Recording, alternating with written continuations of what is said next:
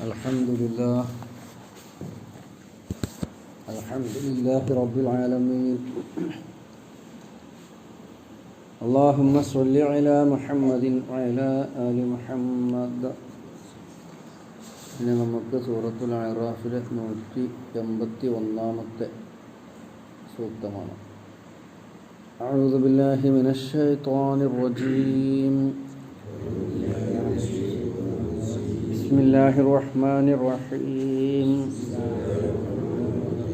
وممن خلقنا أمة يهدون بالحق وبه يعدلون.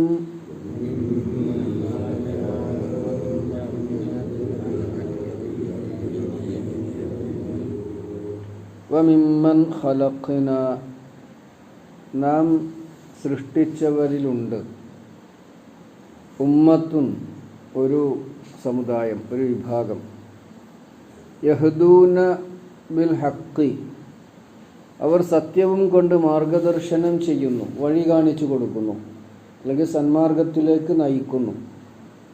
വബിഹി സന്മാർഗം കൊണ്ട് തന്നെ യഅദിലൂൻ അവർ നീതി പാലിക്കുകയും ചെയ്യുന്നു, അദല് പാലിക്കുന്നു എന്നുകൂടെ അർത്ഥം പറയും. വമിമ്മൻ ഖലഖ്ന നാം പടച്ചവരിലുണ്ട് ഉമ്മത്തുൻ ഒരു സമുദായം, യഹ്ദൂന ബിൽ ഹഖ് അവർ സത്യവും കൊണ്ട് നേർമാർഗത്തിലേക്ക് നയിക്കുന്നു, സന്മാർഗത്തിലേക്ക് നയിക്കുന്നു.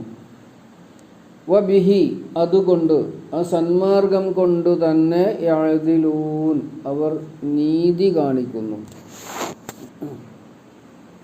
കഴിഞ്ഞ 2 സൂക്തങ്ങളിലും അള്ളാഹുവുമായി ചെയ്ത കരാറിനെ ലംഘിക്കുന്നവരുണ്ട് എന്ന് സൂചിപ്പിക്കുകയായിരുന്നു. 172-ാമത്തെ സൂക്തത്തിൽ അള്ളാഹു മനുഷ്യരുമായി ഉണ്ടാക്കിയ ഒരു കരാർ, അല്ലെങ്കിൽ അള്ളാഹു മനുഷ്യരോട് ചെയ്ത ഒരു കരാർ സൂചിപ്പിച്ചു. മനുഷ്യർ ഈ ലോകത്ത് ജനിച്ചു വീഴുന്നതിൻ്റെ മുമ്പ് പരലോകത്ത് വെച്ച്, അല്ലെങ്കിൽ സ്വർഗലോകത്ത് വെച്ച് പൂർവ്വപിതാവായ ആദമിൻ്റെ മുതുകിലൂടെ അവരെ എല്ലാവരെയും പുറത്തെടുത്ത് അലസ്തു ബി റബ്ബിക്കും, ഞാൻ നിങ്ങളുടെ രക്ഷിതാവല്ലയോ എന്ന് ചോദിക്കുകയും ഖാലു ബലാ ഷഹിദിന, അതെ ഞങ്ങളതിന് സാക്ഷികളാണ്, ഞങ്ങൾ സാക്ഷ്യം വഹിക്കുന്നുണ്ട് എന്നവർ പറഞ്ഞ് കരാറിനെ അംഗീകരിക്കുകയും ചെയ്തവരാണ്. എന്താണ് കരാറിൻ്റെ പൊരുൾ? ചുരുക്കത്തിൽ എന്താണ് അതിൻ്റെ പൊരുൾ? അള്ളാഹുവാണ് ഞങ്ങളുടെ റബ്ബെന്ന് എല്ലാവരും സമ്മതിച്ചിട്ടുണ്ടെന്ന്.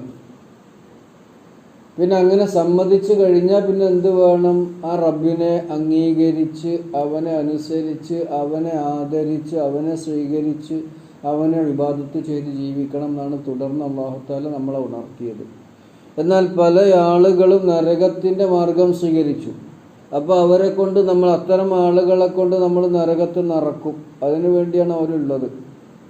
അവരങ്ങനെ നിലപാട് സ്വീകരിച്ചപ്പോൾ അവരെന്നാൽ അങ്ങനെ ആയിക്കോട്ടെ എന്ന് നമ്മൾ അങ്ങനെ വിട്ടു. അതും പറഞ്ഞു വലഖദ് ദറഅനാ ലി ജഹന്നം. കഴിഞ്ഞ സൂക്തത്തിൽ പറഞ്ഞു അള്ളാഹുവിന് അതിവിശിഷ്ടമായ നാമങ്ങളാണുള്ളത്, അല്ലെങ്കിൽ അതിവിശിഷ്ടമായ നാമങ്ങളൊക്കെയും അവൻ്റേതാണ്. അത് വിളിച്ചിട്ട് വേണം നിങ്ങൾ പ്രാർത്ഥിക്കാൻ. ആ വഴിയിൽ നിന്ന് നിങ്ങൾ തെറ്റി അകന്ന് പോകാൻ പാടില്ല. അങ്ങനെ അകന്ന് പോകുന്നവരെ, പ്രവാചകരെ അങ്ങ് വിട്ടേക്ക്, അവർക്കുള്ള പണി നമ്മൾ പിന്നെ കൊടുത്തോളാം, അല്ലേ? സയുജ്സൗന മാ കാനൂ യഅമലൂൻ. പുതിയ ഭാഷയിൽ കുട്ടികൾ പറയുമ്പോൾ അവനുള്ള പണി നമ്മൾ പിന്നെ കൊടുത്തോളാം. അപ്പോൾ അങ്ങനെയാണല്ലോ പറയുക, അവനുള്ള പണി നമ്മൾ വെച്ചിട്ടുണ്ട്. ഇനിയിപ്പോൾ അല്ലാഹു തആല പറഞ്ഞു എല്ലാവരും അങ്ങനെ അത് വെച്ചിട്ട് ധരിക്കേണ്ട, അങ്ങനെയുള്ള ഒരു നല്ലൊരു സംഘമുണ്ട്.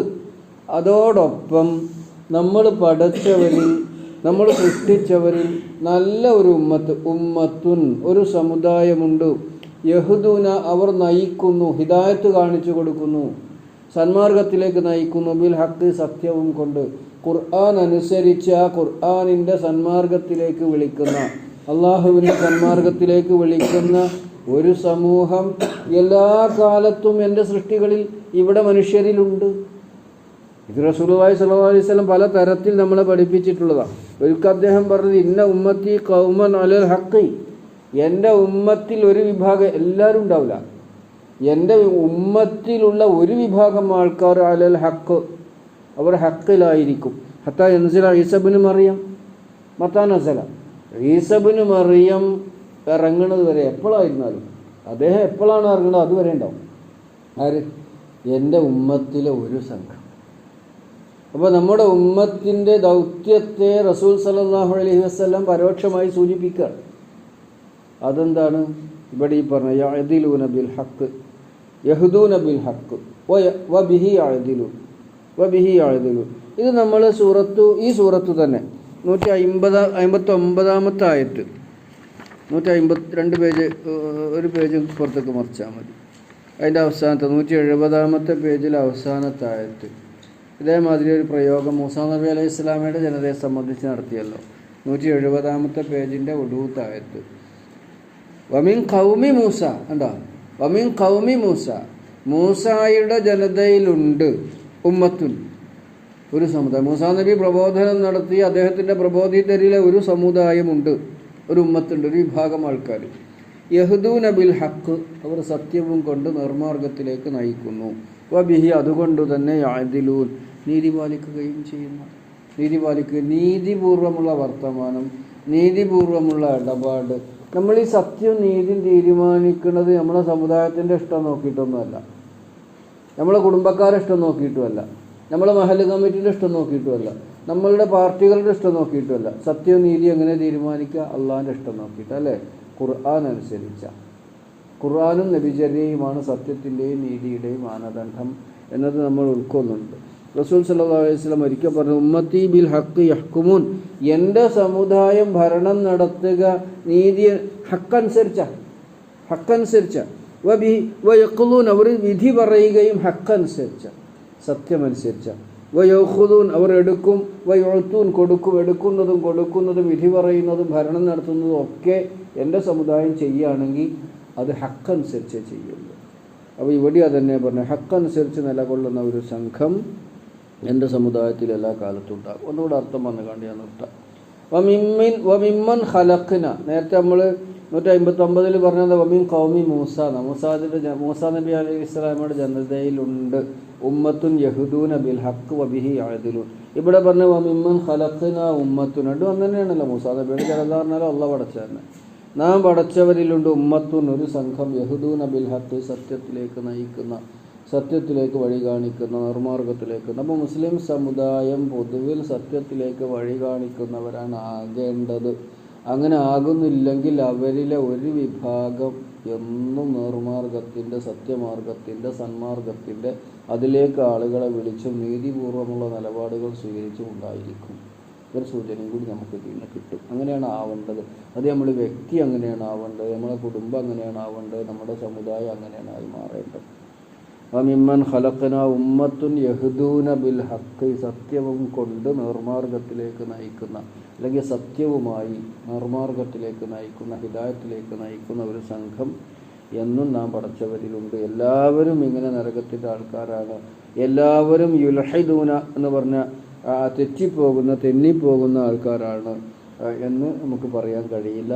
നല്ലവരായ, സച്ചരിതരായ, നിർമാർഗത്തിൽ നിലകൊള്ളുന്ന, അതനുസരിച്ച് ജീവിക്കുന്ന, അതിലേക്ക് വിളിക്കുന്ന ആൾക്കാരുണ്ട്. യഹ്ദൂന ബിൽ ഹഖ്, സത്യവും കൊണ്ട് വഴി കാണിക്കുന്നവർ. വബിഹി, ആ ഹിദായത്ത് കൊണ്ട് തന്നെ, ആ വഴി കൊണ്ട് തന്നെ. ഇനി ബിൽ ഹഖ് പറഞ്ഞാലും കുഴപ്പമില്ല, ആ സത്യവും കൊണ്ട് തന്നെ യഅദിലൂൻ, അവർ നീതി പാലിക്കുന്ന. അദില് കാണിക്കുക, അദില് പറഞ്ഞാൽ നീതിമാൻ എന്നാണല്ലോ. അതിൽ കാണിക്കുകയും അവർ നീതി കാണിക്കുകയും ചെയ്യും. അപ്പോൾ ഏതിലൊക്കെയാണ് നീതി? എല്ലാറ്റിലും നീതിപൂർവമായ നിലപാട്, എല്ലാറ്റിലും ആൾക്കാരോടും സമൂഹങ്ങളോടും നമ്മുടെ സഹോദര സംഘടനകളോടും ഇതര മനുഷ്യരോടും മുസ്ലിമീങ്ങളോടും മുസ്ലിമീങ്ങളല്ലാത്തവരോടും നമ്മൾ എന്തടിസ്ഥാനത്തിലാണ് ഇടപെടുക? സത്യത്തിൻ്റെയും ധർമ്മത്തിൻ്റെയും നീതിയുടെയും അടിസ്ഥാനത്തിലാണ്. അല്ലാതെ എൻ്റെ കുടുംബക്കാരനാണ്, എൻ്റെ നാട്ടുകാരനാണ്, എൻ്റെ മക്കളാണ്, എൻ്റെ വാപ്പയാണ്, എൻ്റെ സമുദായമാണ്, അതിന് നീതികേട് കാണിക്കാൻ കഴിയില്ല. അതുകൊണ്ട് നീതികേട് കാണിക്കാൻ കഴിയില്ല. എങ്ങനായിരുന്നാലും ആർക്കെതിരായിരുന്നാലും നീതിപൂർവ്വം നിലകൊള്ളുന്ന, സന്മാർഗത്തിലേക്ക് വിളിക്കുന്ന ആൾക്കാരായി നിലപാട് നമ്മൾ സ്വീകരിക്കണം. അവരാണ് ഭാഗ്യവാന്മാർ എന്നുകൂടി നമുക്ക് ഉൾക്കൊള്ളാൻ കഴിയുമല്ലോ. അല്ലാഹു സുബ്ഹാനഹു വ തആല അങ്ങനെ സന്മാർഗത്തിൽ നിലകൊള്ളുകയും അതിലേക്ക് വിളിക്കുകയും അതനുസരിച്ച് നീതി കാണിക്കുകയും ചെയ്യുന്ന ഭാഗ്യവാന്മാരെ നമുക്ക് ഉൾപ്പെടുത്തി അനുഗ്രഹിക്കുമാറാവും.